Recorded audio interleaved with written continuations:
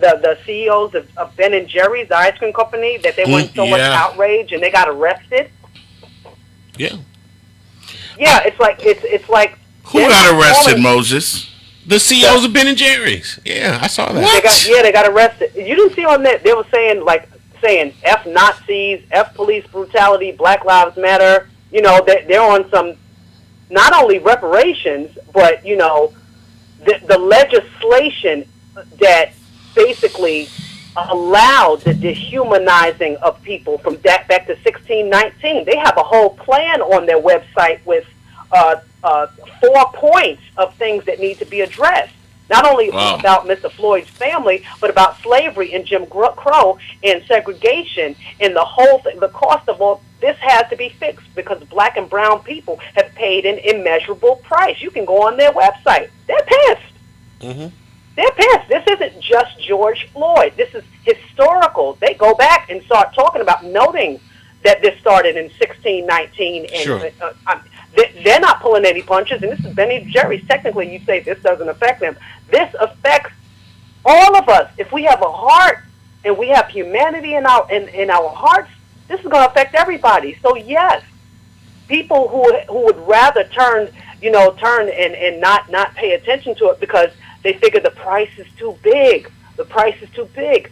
People have been dying for centuries to put this whole America together. People have been dying. They were kidnapped and raped and murdered and tortured, brutalized constantly. And even if you're a business owner talking about, well, the least you could do is put in legislation so that you don't kill my customers because they helped build my business. I heard a business owner up here in New York say that. A business owner, I knew him when he only owned 4 stores. And he literally said that. Like, if for no other reason, my staff, my patrons, the wonderful people that constantly come in here, we need laws to protect them. We need laws to protect them because they've never done. That's never been a trend in this country. That should have stopped from day one. And the guy I'm talking about, he happens to be a white guy. He prefers to hire people of color because he sees it systematically. They've been screwed from day one. I've known him over 10 years. It needs to be a way of life, and we've never been closer than we are now. Why? Because it's not one figure asking for there to be impactful change. That's why the optimism, Moses. That's why I think that we're at a point now where we've never been before. Like you mentioned, Kelly, it's biblical. Like, our forefathers who, preceding us probably would have never dreamed of us being in a position where we are right now. They probably never would have dreamed about this as recently as the 50s or the 60s. They probably would have never dreamed that this soon today would come. Now, what we have to do, somehow, we have to seize the opportunity. That's why I said there is no stone that needs to be, what's the word, unturned? Left unturned. Left unturned, yeah. We have to work. We have to make this happen. We have to seize the opportunity. Every other ethnic group that has been in a similar position did what they had to do, and they made it happen. And now the onus is on us. Really.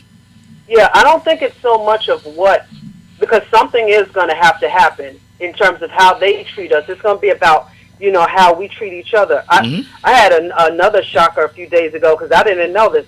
Did you guys hear that thing that George Bush said?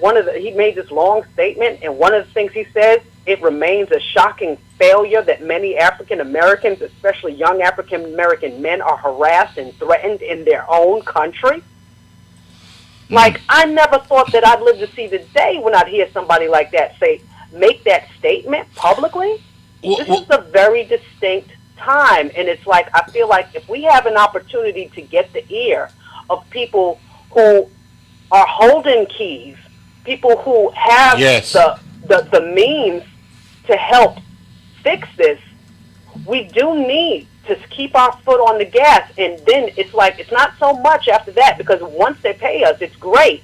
Even if they give us the pay and the land, which I believe it's going to happen. I do believe it's going to happen. I don't think this is dying down at all.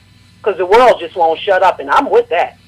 It literally comes down to us making a commitment to how we are going to honor and treat each other and hold ourselves to a higher level of standard in terms of how we connect with each other, how we do business with each other, how we culturally treat each other and make it a way of life. Right. Not to hurt each other, to lift each other up, and not to fall prey, because part of it is we've been hunted and fed upon mentally to hate each other, to hate ourselves.